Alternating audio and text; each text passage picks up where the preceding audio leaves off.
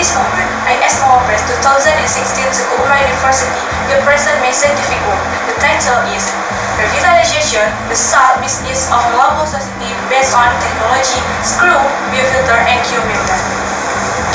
Indonesian society needs salt every day. The level of salt consumption has increased every year. However, what is happening now in Indonesia?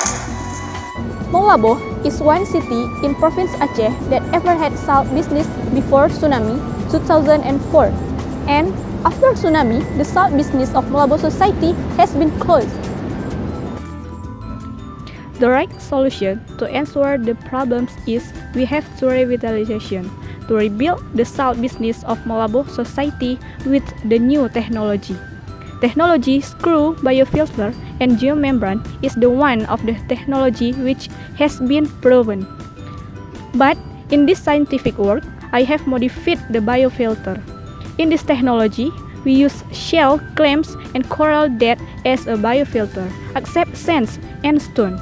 Technology screw, biofilter, and geomembrane can be expected to give easy to product salt by Malabo Society.